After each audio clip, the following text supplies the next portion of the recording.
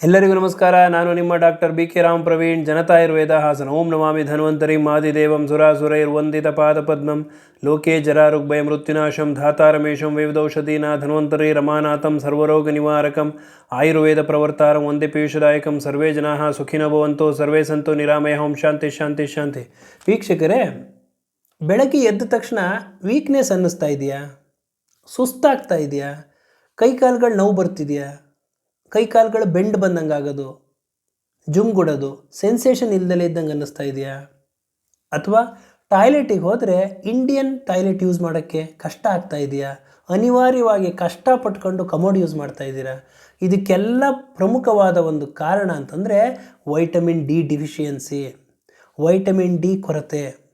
ಇವತ್ತಿನ ಈ ಒಂದು ಸಂಚಿಕೆಯಲ್ಲಿ ವೈಟಮಿನ್ ಡಿ ಡಿಫಿಷಿಯನ್ಸಿ ಆಗೋದಕ್ಕೆ ಕಾರಣ ಏನು, ಅದು ಯಾವ ರೀತಿ ನೀವು ಕಂಡುಹಿಡ್ಕೋಬಹುದು, ಪರಿಹಾರ ಏನು, ಈ ಎಲ್ಲ ವಿಷಯವನ್ನು ತಮಗೆ ತಿಳಿಸ್ಕೊಡ್ತೀನಿ.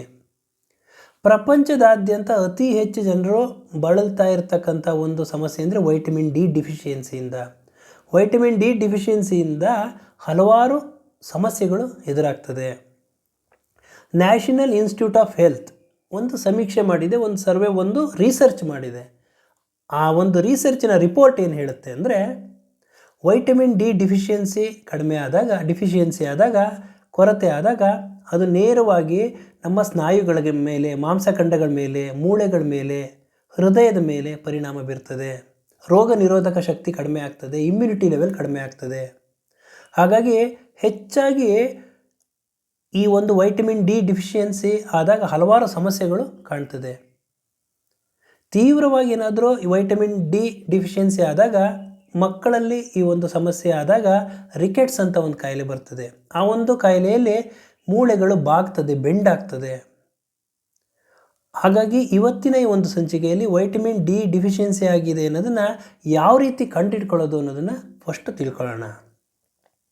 ವೈಟಮಿನ್ ಡಿ ಡಿಫಿಷಿಯನ್ಸಿ ಆಗಿದ್ದರೆ ನಮ್ಗೆ ಯಾವ ರೀತಿ ಗೊತ್ತಾಗ್ತದೆ ಅಂತಂದರೆ, ಚರ್ಮದಲ್ಲಿ ಒರಟಾಗ್ತದೆ, ಚರ್ಮ ಒರಟಾಗೋದು, ಡ್ರೈ ಆಗ್ತಕ್ಕಂಥದ್ದು, ಕೈ ಕಾಲುಗಳಲ್ಲಿ ಕಡಿತ ನವೆ ಬರ್ತದೆ, ತುರಿಕೆ ಬರ್ತದೆ, ಗೆರೆ ಥರ ಬರೋದು, ದದ್ದು ಥರ ಆಗೋದು, ಹಿಮ್ಡಿ ಹೊಡೆಯೋದು, ಪಾದಗಳೆಲ್ಲ ಉರಿ ಬರೋದು, ನೋವು ಬರ್ತಕ್ಕಂಥದ್ದು, ಗಾಯ ಆದರೆ ಅದು ಬೇಗ ಗುಣ ಆಗೋದಿಲ್ಲ. ಹಾಗೂ ಬೆವರು, ಅತಿಯಾಗಿ ಬೆವರ್ತಾರೆ, ತಲೆಯಲ್ಲಿ, ಮುಖದ ಭಾಗದಲ್ಲಿ ಅತಿಯಾಗಿ ಬೆವರ್ತಾರೆ. ಅವ್ರೇನು ಮಾಡ್ತಾರೆ ಅಂದರೆ, ಆಯಾಸ ಆಗಿದೆ, ಕೆಲಸ ಮಾಡಿದ್ದೀವಿ, ಅದಕ್ಕೆ ಬೆವರು ಬರ್ತಿದೆ ಅಂತ ಅಂದ್ಕೊಂಡು ಸುಮ್ಮನೆ ಬಿಡ್ತಾರೆ. ಬೆವರೋದು ಒಂದು ಸಾಮಾನ್ಯ ಒಂದು ಪ್ರಕ್ರಿಯೆ. ಆದರೆ ಅಕಾಲದಲ್ಲಿ, ಯಾವುದೇ ಒಂದು ಕಾಲ ಇರ್ಬೋದು, ಚಳಿಗಾಲ, ಮಳೆಗಾಲ, ಬೇಸಿಗೆಗಾಲ ಇರ್ಬೋದು, ಯಾವುದೇ ಸಮಯದಲ್ಲಿ ಯಾವುದೇ ಒಂದು ಕೆಲಸ ಮಾಡ್ದಲೇ ಇದ್ರೂ ಬೆವರ್ತಿರ್ತಾರೆ. ಈ ಒಂದು ಚಿಹ್ನೆಯಿಂದ ವೈಟಮಿನ್ ಡಿ ಡಿಫಿಷಿಯನ್ಸಿ ಇದೆ ಅನ್ನೋದನ್ನು ತಿಳ್ಕೋಬಹುದು. ಹಾಗೂ ಮಾಡಿಮೆಟ್ಲು ಹತ್ತಬೇಕಾದ್ರೆ ಕಷ್ಟಪಟ್ಕೊಂಡು ಹತ್ತಿರ್ತಾರೆ. ಚೇರಲ್ಲಿ ಕೂತಿದ್ದಾಗ ಎದ್ದೇಳಬೇಕಾದ್ರೆ ತುಂಬಾ ಸಮಯ ತಗೊಳ್ತಾರೆ, ಎದ್ದೇಳಬೇಕಾದ್ರೆ ಕಷ್ಟಪಟ್ಕೊಂಡು ಎದ್ದೇಳ್ತಾರೆ. ಈ ಎಲ್ಲ ಒಂದು ಚಿಹ್ನೆಗಳು, ಲಕ್ಷಣಗಳು ಕಾಣಿಸ್ತು ಅಂತಂದರೆ ವೈಟಮಿನ್ ಡಿ ಕೊರತೆಯಾಗಿದೆ ಅಂತ.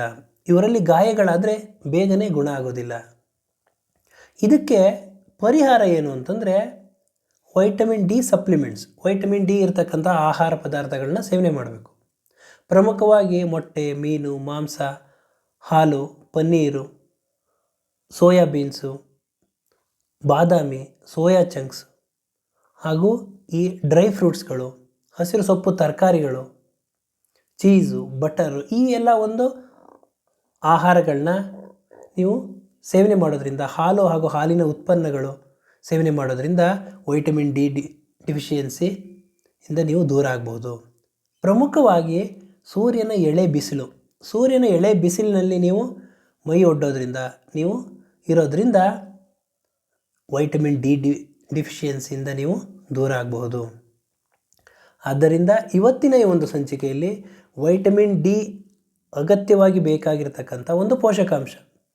ಇದು ನಮ್ಮ ದೇಹಕ್ಕೆ ಯಾವ ರೀತಿ ಒಂದು ಸಹಕಾರಿಯಾಗಿದೆ, ಇದು ಕಡಿಮೆ ಆದಾಗ ಯಾವ ಯಾವ ಒಂದು ಚಿಹ್ನೆಗಳು ಸೂಚಿಸ್ತದೆ, ಅದು ನಿಮಗೆ ಗೊತ್ತಾದ ತಕ್ಷಣವೇ ನೀವು ಪರೀಕ್ಷೆ ಮಾಡಿಸ್ಕೊಂಡು ತಜ್ಞ ವೈದ್ಯರನ್ನು ಭೇಟಿ ಮಾಡಿ ವೈಟಮಿನ್ ಡಿ ಸಪ್ಲಿಮೆಂಟ್ಸ್ಗಳನ್ನ ತಗೊಂಡು, ಮಾತ್ರೆಗಳನ್ನ ತಗೊಂಡು, ಈ ಆಹಾರ ಪದಾರ್ಥಗಳಲ್ಲಿ ಇದನ್ನು ಅಳವಡಿಸ್ಕೊಂಡು, ಸೂರ್ಯನ ಎಳೆ ಬಿಸಿಲಿಗೆ ವೈಟಮಿನ್ ಡಿ ಹೆಚ್ಚಾಗಿ ನೀಡ್ತದೆ.